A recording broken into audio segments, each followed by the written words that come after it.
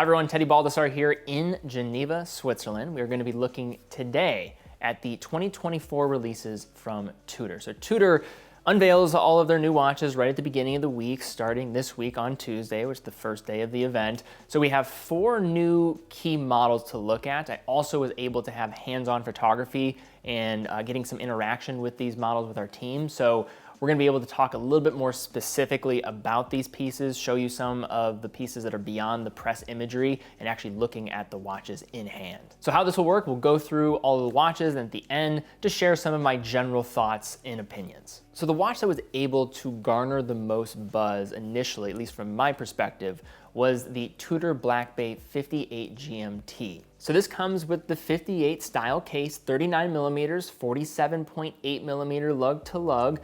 But the difference here is going to be that thinner case. This is 12.8 millimeters for the case thickness. If you remember back to the Black Bay Pro in 2022, a watch with some similar dimensions, but that watch came in at 14.6 millimeters in thickness. So we're talking about cutting off 2 full millimeters off of this watch. One of the common criticisms with the GMT watches from Tudor brought a lot of things to the table.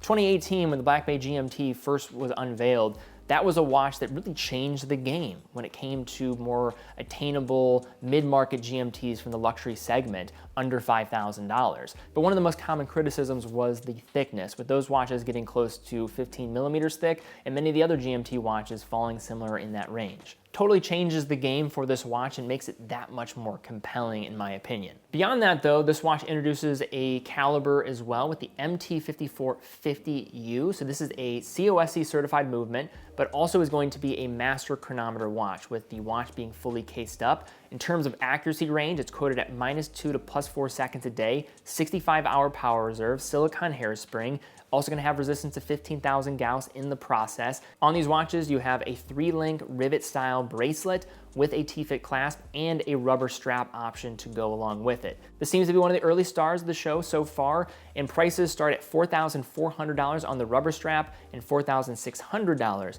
on the bracelet. So when we think of monocolor watches from Tudor, it's actually harder to think about given that they usually will have a lot of accenting colors throughout their designs. Look at the Black Bay 58s, the Black Bays from the original days of 2012. Whether it's gilt markings, small little pops of color here and there, there's actually not many uniform monochromatic watches from the brand. The Tudor Pelagos is probably the best representation of that, but now we have a new watch to throw into the mix with the monochrome with the Tudor Black Bay 41.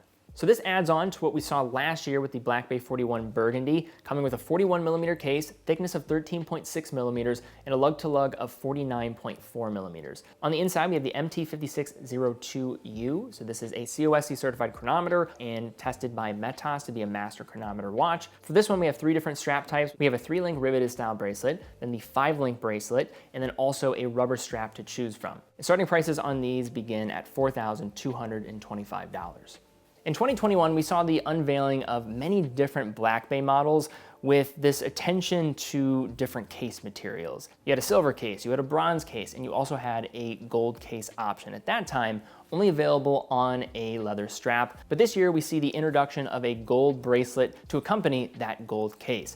This also coming with that green bezel as well as green dial, offers 200 meters of water resistance, has the MT5400 caliber on the inside. Case dimensions we're familiar with, 39 millimeters in diameter, 12.7 millimeters in thickness, and a lug to lug of 47.8 millimeters. The caliber on the inside is COSC certified, and the retail price for this one is $32,100, so way above the typical price bracket for the brand. But precious metal is not something we often see from Tudor, and adding a full gold bracelet aligns with the general market when it comes to price. And then one other watch we'll make a mention of here. We did not have as much time to go hands-on with it, so we won't have any photography, but some new Clair de Rose models as well. This is an elegant collection from Tudor and now unveiling some new blue dial options. So this blue dial color is available with or without diamonds on the dial and is available in case sizes of 26 millimeters, 30 millimeters, and 34 millimeters. All the movements on the inside are mechanical third-party base calibers and adds further to this already pretty established collection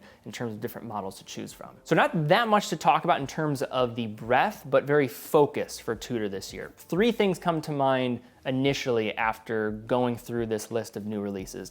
Number 1, this new GMT and the case dimensions here is going to open up a lot of possibilities. If you looked at many GMT watches in the market generally, and then also just with Tudor, one of those common criticisms are going to be the thickness. And at 12.8 millimeters compared to what we've seen from Tudor in the past, this is a dramatic change. And I can see this being the new standard for what Tudor might do with future GMTs.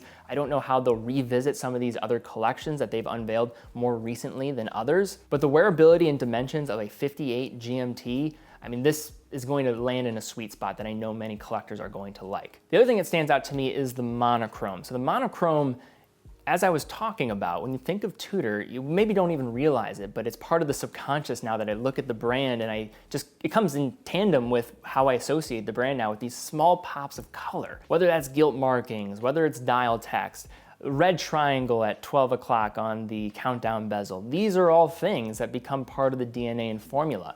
So by omission for different colors, this watch is actually able to be recreated. And on the surface, yes, it's just a standard black watch with some contrasting markings, but this is a new concept for Tudor, and I think there's so many people that are buyers of Tudor, maybe are also people that love vintage Tudor Submariners, and maybe didn't have their affinity towards those 1950 models. Maybe they wanted something more in the 80s and 90s in terms of the approach, and that doesn't feel as much of this heritage inspiration.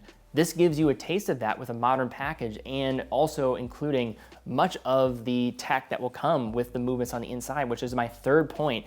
This is now the future of Tudor. Master chronometer certifications for many of their professional lineup. This is something we're going to continue to see. This is allowing them to differentiate from many of the other brands and allowing them to elevate in terms of their proposition and positioning. And so now I think you have 2 watches from Tudor that are going to become new collector favorites. They might not jump to the very front of the line, but they're going to be in the mix with the monochrome and the new Tudor Black Bay 58. But guys, this is all we have here for this video, looking at some of the new Tudor watches.